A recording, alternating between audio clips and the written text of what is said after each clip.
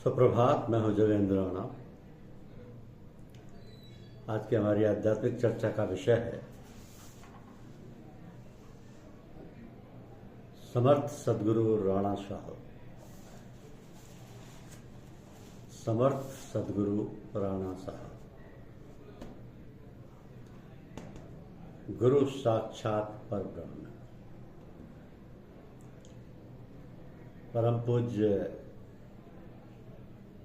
राणा साहब का जन्म तो भक्तों को भक्तसागर से पार लगाने के लिए हुआ है।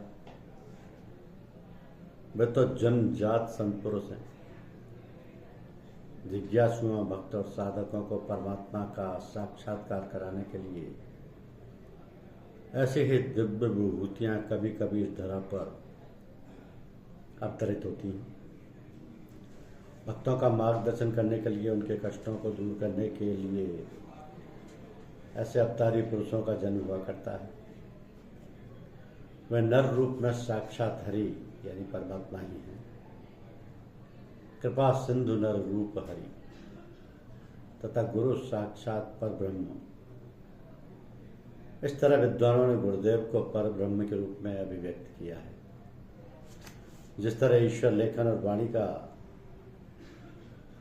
विषय नहीं है, उसी तरह गुरुदेव को लेखनीय वाणी के द्वारा व्यक्त नहीं किया जा सकता।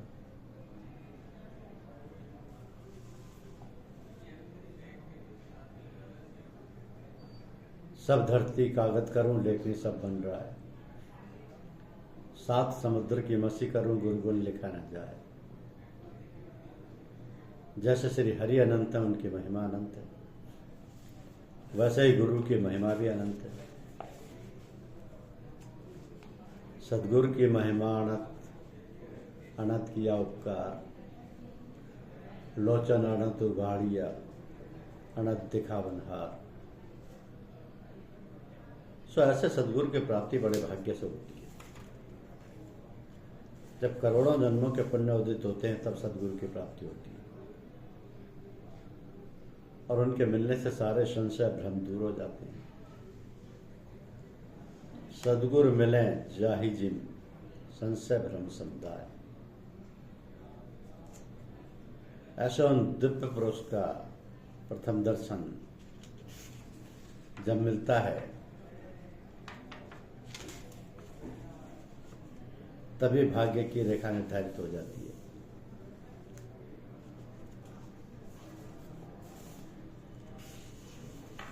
क्योंकि सदगुरु उसी वक्त साधक का भाग्य निर्धारित कर देते हैं।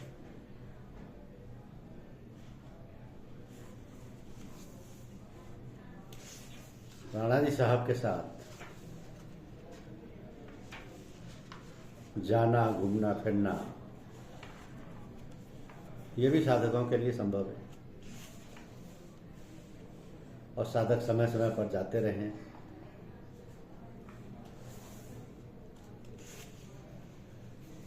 साहब जी सदैव ये कहते रहे हैं कि जिन लोगों की मदद हो सके उनकी मदद करनी चाहिए। परम पूज्य वर साक्षात ईश्वर का स्वरूप है, समर्थ महापुरुष हैं। जो कार्य ईश्वर कर सकता है वे भी कर सकते हैं। वे किसी की आयु बढ़ा सकते हैं, घटा सकते हैं और एक व्यक्ति की आयु दूसरे को दे सकते हैं। मरे को जिंदा करने में समर्थ हैं। एक घटना आपको बताता हूँ कि एक साहब रोजगार कार्यालय में बड़े बाबू थे, जो रसोई लेते थे और मांसाहारी भी थे। उन्हें सत्संग में ज़्यादा रुचि नहीं थी, लेकिन इतना विश्वास था कि साहब जी महाराज में असीम शक्ति है। तो सर्विस में सस्पेंड हुए, गबन का आरोप लगा, बहुत सी परेशानियां आई, लेकिन साहब से सिफारिश कराते। एक बार उन्हें टीबी हो गई। डॉक्टरों ने तीसरी स्टेज बताई।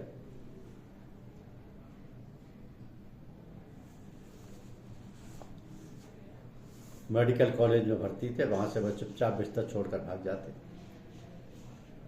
आर्थिक रूप से परेशान, 5 छोटे बच्चे, गाड़ी कैसे चले। हम लोग उनकी दयनीय स्थिति देखकर पूज्यवर के पास लौटे, जो उन दिनों गोपाल भाई साहब के यहाँ कौशलपुरी में ठहरे थे। पूज्यवर को भाई जुगल किशोर जी ने सारा हाल बताया। पूज्यवर मौन हो गए। कुछ महीने बाद उनकी धर्मपत्नी का देहावसान हो गया, जो कि पूर्ण स्वस्थ थी, और भाई साहब के पूर्ण स्वस्थ हो गए जैसे कहीं कुछ हुआ ही नहीं था, और अपनी नौकरी व गृहस्थी चलाते हुए 15 वर्ष जीवित रहे। उन्होंने पुत्र और 2 पुत्र और 3 बेटियों की शादी की और रिटायरमेंट के 5 साल बाद स्वर्गवासी हुए। ऐसे पूज्यवर ने एक बार इलाहाबाद में कुंभ मेले के महत्व को बताते हुए एक चमत्कारिक घटना बताई। उन्होंने बताया कि एक बार कुंभ मेले में काफी सत्संगी भाइयों के साथ संगम पर स्नान हेतु गए। सब लोगों को आदेशित किया कि गंगा जी में डुबकी लगा लो, और स्वयं ध्यान में बैठ गए। तो ध्यान में उन्होंने देखा कि ऊपर के लोगों के बुजुर्ग संत महात्मा देवगण अमृत धार संगम पर उड़ेल रहे और मेले में पधारे हुए लोगों का कल्याण कर रहे हैं। आत्मधार की वर्षा हो रही, जिससे मेले का वातावरण शांत, पवित्र, ईश्वर में, भक्ति में, कल्याण में बना रहता है। इसलिए कुंभ में स्नान करने वाले और मेले में आने वाले हर तीर्थ यात्री को आत्मधार का आनंद प्राप्त होता है, जिसे वे जान नहीं पाते। तो बुजुर्ग व संत पुरुष ऐसा वातावरण बना देते हैं कि जो भी वहां पहुंच गया उसका कल्याण हो। ऐसा साहब जी ने ध्यान में देखा, इसलिए साहब जी अपने सत्संग का कुंभ मेले में कैंप लगाते रहे। जन्म शती समारोह के इस पावन पर्व पर हम प्रातः स्मरणीय अनंत श्री विभूषित परम सत्य साहब जी महाराज के लिए परम प्रभु से, बुजुर्गों से, संत महात्माओं से आराधना करते रहें कि वे ज्योतिष के अपरिमित आयु योग अर्थात उनकी सहस्त्र वर्ष की आयु को सत्य सिद्ध कर दें, उन्हें चिरंजीवी बनाएं, इच्छा मृत्यु धारण करने वाले उन महापुरुष का उत्तम स्वास्थ्य प्रदान करें, उनका यह मानव शरीर जो पुनर्यौवन को प्राप्त हो, वे सदैव प्रफुल्लित रहें, सुखी रहें, जल कल्याण करते रहें, सबका सतत मार्गदर्शन व हम जैसे पापियों का उद्धार करते रहें, उन दिव्य महापुरुष की जय हो। ऐसा सभी ने प्रार्थना किया।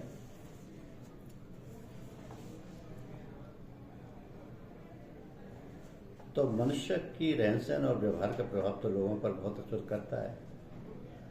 इस बात की तो आवश्यकता है हमारा जीवन इतना आदर्श और व्यवहार इतना सुंदर हो कि हमें ये बताने की जरूरत ना पड़े कि हम किसके शिष्य हैं और कौन है हमारा गुरु, बल्कि व्यवहार से हम लोगों को, व्यवहार से ही हम लोगों के बारे में पता लगे। तो सबसे सीधा सादा बचाव का मार्ग यही है कि देश काल और परिस्थिति के अनुसार अपना कर्तव्य पालन यथाशक्ति करते रहें और भगवान पर भरोसा रखते हुए सब कार्य उन्हीं को अर्पण कर दें। यदि अपने को अर्पण कर दें तो सबसे अच्छा फिर तो कर्ता धर्ता वही हो जाते हैं और तब हमारे कर्म निष्काम हो जाते हैं। निष्काम होने के कारण ठीक ठीक जगह अपनी होते रहते हैं। तो अपने सभी काम साहब को अर्पण करते रहने चाहिए। और साहब स्वयं सवाल लेते हैं।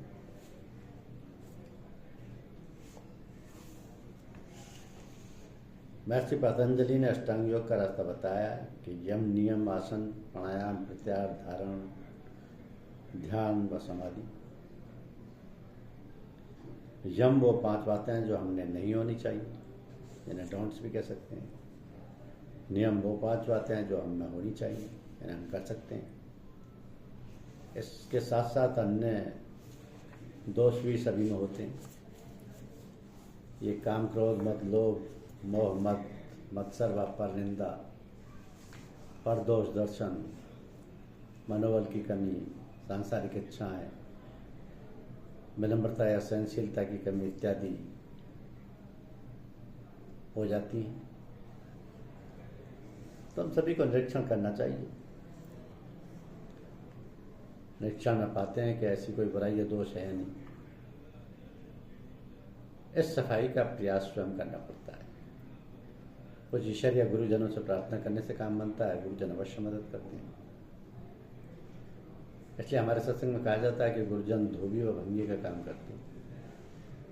वो सफाई करते हैं और हम फिर से गंदे हो जाते हैं। यह तो ऐसा हुआ कि आपको डायबिटीज है, डॉक्टर ने कहा चीनी, मिठाई, चावल, केला आदि ना खाओ, और आप सब खाते हैं, तो डायबिटीज कैसे ठीक हो? इसी प्रकार गुरुजनों की सफाई बेकार जाती है। तो यदि हम अच्छा बनना चाहते हैं, शांति, आनंद, प्रेम की अवस्था प्राप्त करना चाहते हैं, तो पहले निश्चित कर लें कि चाहे कितना भी कष्ट हो अपना प्रयास जारी रखेंगे। दृढ़ मनोबल की जरूरत पड़ेगी, फिर गाइड की खोज करें। गाइड पक्का व पूरा जानकार होना चाहिए। तो ईश्वर ने हमें अपने जैसा ही बनाया है। God created man in his own image. अच्छा व बुरा समझने की बुद्धि दी है, फ्री विल दी है कि जैसा करेंगे वैसा फल पाएंगे। हम चाहें तो हत्या, चोरी, डकैती, बलात्कार, लड़ाई झगड़ा, झूठ, फरेबादी, बुराइयों वाली दुनिया का अंग बन जाए, या फिर शांति, आनंद, प्रेम, ऊर्जा, सद्बुद्धि, ज्ञान, विनम्रता, सहनशीलता, सेवा भाव व शालीनता वाले व्यक्तित्व को डेवलप करें। निर्णय हमारा होगा, फल भी हमारा होगा। तो सच्चाई व ईमानदारी का जीवन जीना मुश्किल होता है। हर कदम पर दुनियादारी के लोभ लालच आते हैं। गीता में भगवान श्री कृष्ण ने कहा है कि हजारों में एक हमारी ओर आने का प्रयास करता है, और इन हजारों में जो इस रास्ते पर अग्रसर होते हैं उनमें से कहीं एक हम तक पहुंच पाता है। रास्ता कंकरीला है, सकरा है व लंबा है, अनंत की यात्रा है, समय बहुत लग सकता है। धैर्यपूर्वक चलते जाना, विश्वासपूर्वक चलते रहना, जीवन पर्यंत चल लेना, लक्ष्य की प्राप्ति होगी, अवश्य होगी, अवश्य होगी। क्योंकि महापुरुषों का जन्म दूसरों को सुख और शांति पहुंचाने के लिए होता है।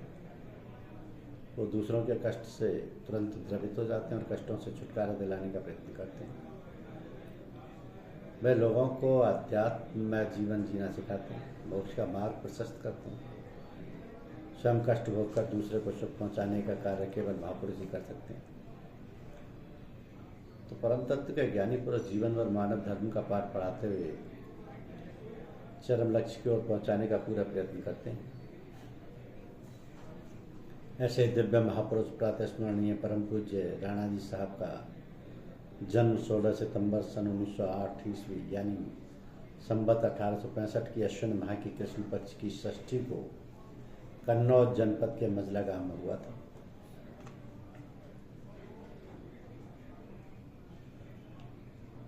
पूज्य वर्ग के जन्म की अंग्रेजी तारीख 100 वर्ष के पंचांग से नोट की गई, जो एकदम सही है। परम पूज्य की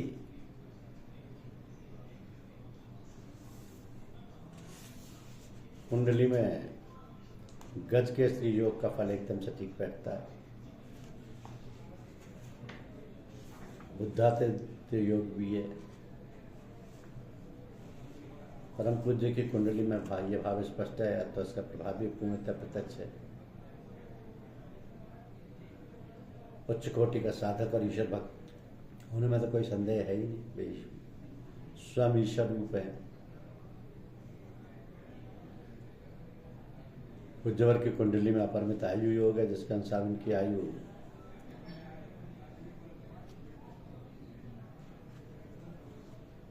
अनंत है।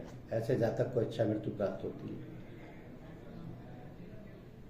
ज्योतिष रत्नाकर ग्रंथ में दिए इस योग के अनुसार पूज्यवर को दीर्घायु और इच्छा मृत्यु प्राप्त है। वह जब तक चाहे शरीर को धारण कर सकते थे, ये उनकी इच्छा पर निर्भर था, और उनके स्वयं की कोई इच्छा थी नहीं।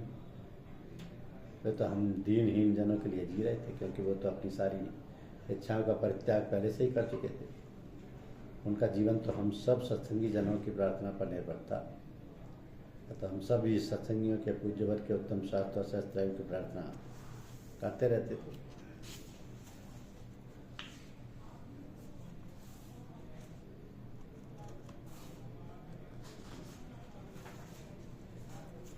साहब जी का शताब्दी समारोह पर्व के रूप में मनाया गया। इस सत्संग में हजारों की संख्या में साधकों ने हर्षोल्लास के साथ सम्मिलित हुए। सबने देखा साहब जी प्रेम, शांति व आनंद की प्रतिमूर्ति, सारा संसार उनका कुटुंब है। वे वासुदेव कुटुंबम की भावना से उत्प्रोत थे, सभी के कल्याण हेतु भाग्यवश उपलब्ध थे।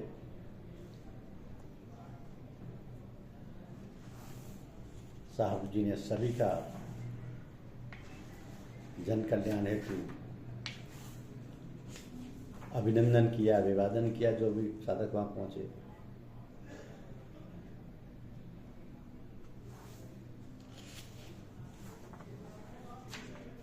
साहब जी की दया कृपा सदैव सभी साधकों पर रहती है। जो भी साहब से मिलने जाते हैं अपनी बात समस्या रखते थे, साहब सबका भला करते थे और सबको आशीर्वाद देते थे। किसी भी समय किसी भी परिस्थिति से संघर्ष करने के लिए तैयार करते थे, क्योंकि जीवन के संघर्ष से कभी घबराना नहीं चाहिए, बल्कि उसे ईश्वर पर छोड़ देना चाहिए। तो हमारे तो ईश्वर साहब जी थे, हम सभी अपनी सारी संघर्षमय स्थितियों को साहब जी पर छोड़ देते थे और जो परिणाम होता था उसे साहब जी का प्रसाद दिया होगा समझकर स्वीकार करते थे। हमारे साहब अवतारी पुरुष हैं और विष्णु की शक्ति लेकर अवतरित हुए हैं। यह हमारा सौभाग्य है कि हम साहब की शरण में हैं और उनका आशीर्वाद प्राप्त करते हैं। धन्यवाद।